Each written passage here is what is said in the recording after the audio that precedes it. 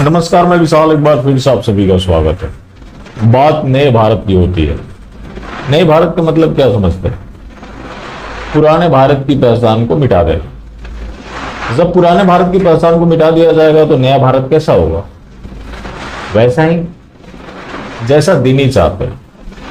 हर दिनी की जो ख्वाहिश है, सरकार उसके अनुसार काम कर रही है। कहीं भी उठाकर देख लीजिए। एक दो मामले होते तो मैं मान लेता कि हो सकता है कि अधिकारियों की गलती हो, लेकिन जब बड़े पैमाने पर हो रहे हैं और षड्यंत्र के तहत हो रहे हैं, इस जुमलावादी सरकार में समस्या ये हो गई है कि ये करते कुछ और है, प्रचार कुछ और किया जाता है। और क्या करे, इतने सारे दरबारी छोड़ रखे हैं। जैसे ये थंबनेल देखिए आप, काशी बनेगा हिंदू राष्ट्र की राजधानी, मुस्लिम क्रिश्चियन को वहां पे कोई जगह नहीं होगी।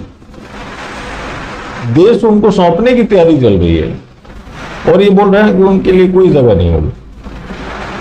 मतलब ऐसे न्यूज कहां से आते हैं?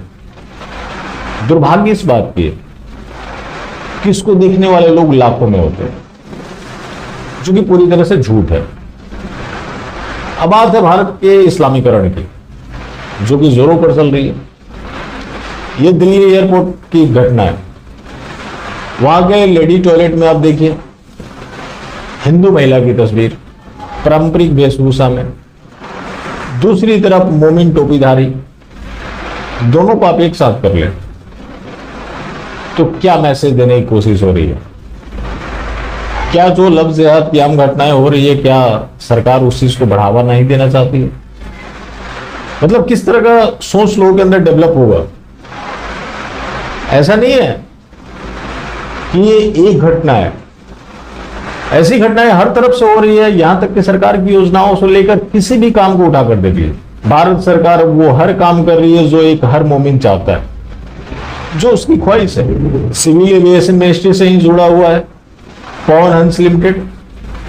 वहां पे जितनी वैकेंसी हुई सारे मजहबी की हुई, एक भी किसी अन्य की नहीं हुई। ट्विटर पे ट्रेंड भी चले, हम लोगों ने जोर शोर से उस चीज को उठाया। लेकिन समस्या ये है कि जो ये काम कर रहे हैं उसको लेकर जो विरोध होना चाहिए, वो विरोध इवन सोशल मीडिया में भी नहीं हो रहा। अब ये मामला यहीं तक सीमित नहीं है। ये HDFC बैंक का ATM है।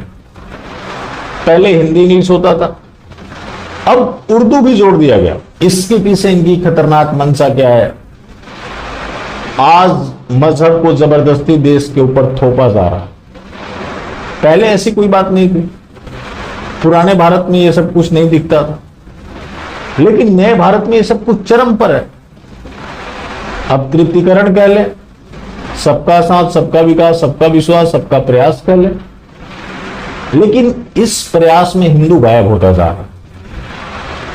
और ये पूरी तैयारी चल रही है वन नेशन वन रिलीजन की। जब मामला बैंक के ATM का है, थोड़ी बैंक के ऊपर भी बात कर लेते हैं। आप सुनते हैं कि 36.5% लोगों को मुद्रा योजना मिला। लोग मतलब दीनी लोग। बैंक्स को इंस्ट्रक्शन है कि आपको फर्स्ट प्रेफरेंस दीनी लोगों को देना है, जिसका परिणाम है कि इनकी जितनी भी योजनाएं हैं, जो डेडिकेटेड है तो है ही, जो डेडिकेटेड नहीं भी है वो भी इन्हीं के लिए डेडिकेटेड है। बहुत सारे जो हिंदुओं के हक हैं वो अवैध तरीके से इन्हें दिया जा रहा। कहीं कोई आउटरीच नहीं, क्योंकि कुछ बड़ा होने वाला है। अब जो बड़ा होने वाला है वो सब दिखने लगा, खुलकर दिखने लगा है। और भारत सरकार की मंशा अब किसी को समझ नहीं आती, कि बहुत दुर्भाग्यपूर्ण बात है। अब बात होती है गाय गीता गंगा, जो बीजेपी के कोर एजेंडे में रहा। बीफ बैन की बात करते हैं। बेंगलोर के होटल में खुलेआम बीफ परोसा जा रहा है।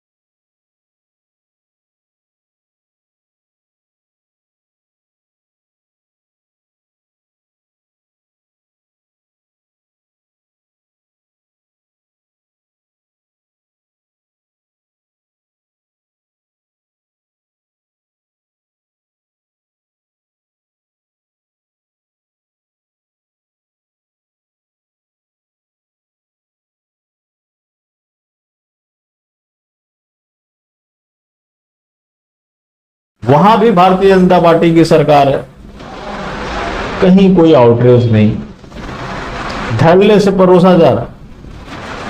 चुनाव इन्हीं मुद्दों पर लड़े जाएंगे। चुनाव में गाय की बात जरूर होगी, हिंदुओं की बात होगी, लेकिन खुल्लम खुल्ला परोसा जा रहा है। किसी को कोई डर भय नहीं है। डर भय होगा तो भला कैसे होगा? मुंबई कुछ नहीं कर सकते। सारा खेल नरेंद्र दामोदर दास का है। आज जो नेता जितना ज्यादा दिन प्रस्ती करेगा, मोदी से वो ज्यादा सम्मान पाएगा, ज्यादा उसको प्रतिष्ठा मिलेगी, ज्यादा बड़ा उसको पद मिलेगा, क्योंकि नरेंद्र दामोदर दास का जो पूरा समर्पण है वो दीन के प्रति है। क्योंकि नरेंद्र दामोदर दास ने दीन के लिए वो काम किया है, जैसा कि मैं लगातार बोलता रहा हूं, असदुद्दीन ओवैसी से ज्यादा दीन के प्रति समर्पण नरेंद्र दामोदर दास का है। कहीं भी देख लीजिए, आज इतना इनको सशक्त बना दिया गया, इस तरह से मजबूत कर दिया गया, जिस तरह से हिंदुओं का नुकसान किया गया, जगह जगह उनके अधिकार छीने जा रहे, लव जिहाद को प्रमोट किए जा रहे हैं। अब आप ये चीज जानते हैं नहीं जानते? जो अल्पसंख्यक शिक्षण संस्थान खोले जाते हैं, वहां लड़कियों के लिए जो रिजर्वेशन होता है उसमें कोई कैपिंग नहीं है कि उस पार्टिकुलर रिलीजन की होनी चाहिए। लड़की किसी भी रिलीजन की हो, लेकिन जो लड़का है वो दीनी होना चाहिए। तो क्या ये लव जिहाद को प्रमोट नहीं किया जा रहा? इस चीज को बढ़ावा नहीं दिया जा रहा? तो इस नरेंद्र दामोदर दास का पूरा समर्पण दीन के लिए है। चूंकि हिंदुओं से वोट लेना है तो मंदिर जाकर फोटो खिंचाने की नौटंकी करनी पड़ती है। ये कहीं पहुंचे उससे पहले कैमरा पहुंच जाता है, और वो धन्य है कैमरा वाला जो ऐसा क्लिक करता है जो हिंदुओं के दिल को छू जाता है, ऐसा छू जाता है कि नरेंद्र दामोदर दास बड़े वाले हिंदू हृदय सम्राट दिखने शुरू हो जाते हैं। क्योंकि नरेंद्र दामोदर दास ने बोल दिया कि मैं हिंदू को धर्म नहीं मानता। इनक्रेडिबल इंडिया मूर्तियों में नहीं रखा है। उसके बाद मोदी का मंदिर में जाना, ये तो पुजारियों से सवाल होते हैं कि उनको पूछना चाहिए था कि आप यहां पर क्यों आए।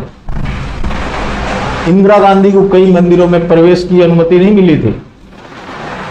ऐसे लोग जो हिंदू को धर्म नहीं मानते, मूर्ति पूजा का अपमान करते हैं, वो खैर नरेंद्र दामोदर दास कर रहे हैं, वो ठीक है, क्योंकि जो वो काम कर रहे हैं वो दीन के हिसाब से कर रहे हैं। दीन में तो मूर्ति पूजा हराम है, तो मूर्ति पूजा का उपहास करेंगे।